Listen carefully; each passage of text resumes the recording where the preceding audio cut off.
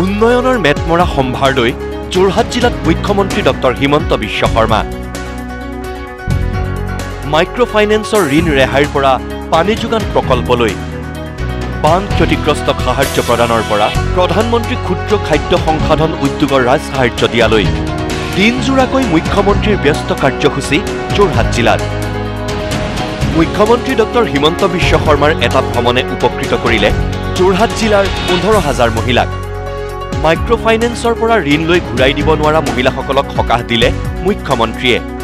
Assam micro finance উদগনি আৰু সকাহ আঁচনিৰ অধীনত 12,000 মহিলাক বিতৰণ কৰা হ'ল ঋণমুক্তৰ প্ৰমাণপত্ৰ যিসকলে মাইক্ৰ ফাইনেন্সত 50,000 টকা পৰ্যন্ত ঋণ লৈছিল আৰু ঋণ উভতাই দিব পৰা নাছিলে আজি চৰকাৰে তেওঁলোকৰ ঋণ আমি উভতাই দিলোঁ আৰু তেওঁলোকক আজি ইয়াত আমি নো ডিউ চাৰ্টিফিকেট দিম যাতে ভৱিষ্যতে তেওঁলোকে বেংকৰ পৰা লোন আদি পাব পাৰে আৰু চৰকাৰী আঁচনিৰ পৰাও উপকৃত হ'ব পাৰে 25,000ৰ পৰা 50,000 টকা কেইবাটাও স্লেব আছে প্ৰথম যোৱাবাৰ আমি দিছিলোঁ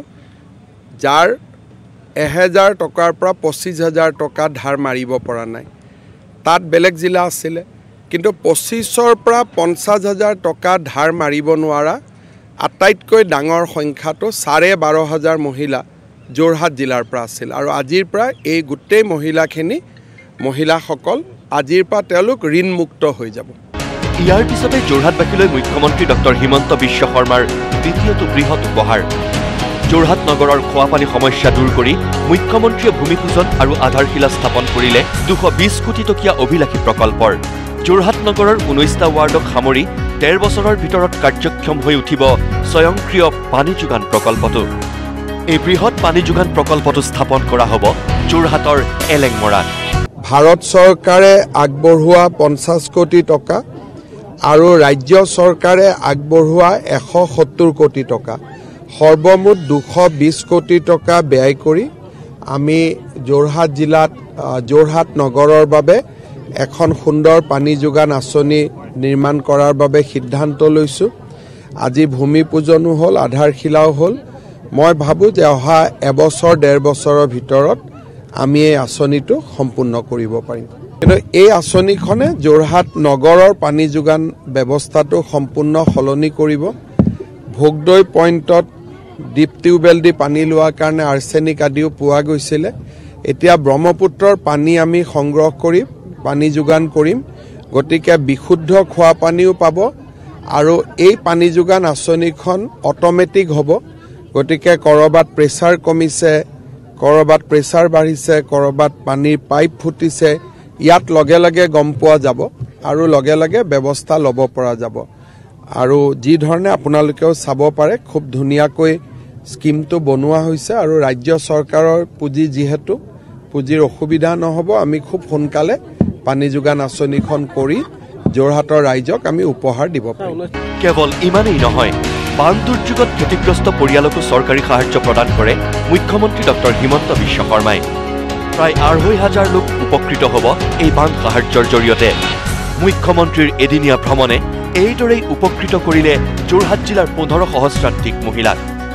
বিগত বৰ্ষ আৰু যোৱা 23 চনৰ 2023 আৰু 2024 চনৰ প্ৰলয়ংকৰী বানপানীত যিসকলে ঘৰ হেৰুৱাইছিলে পশুধন হেৰুৱাইছিলে সাজ পোছাক বাচন বৰ্তন যাৰ আৰ্থিক ক্ষতি হৈছিলে তেনে ব্যক্তিসকলকো আমি আজি বান সাহায্য হিচাপে সমগ্ৰ অসমতে প্ৰায়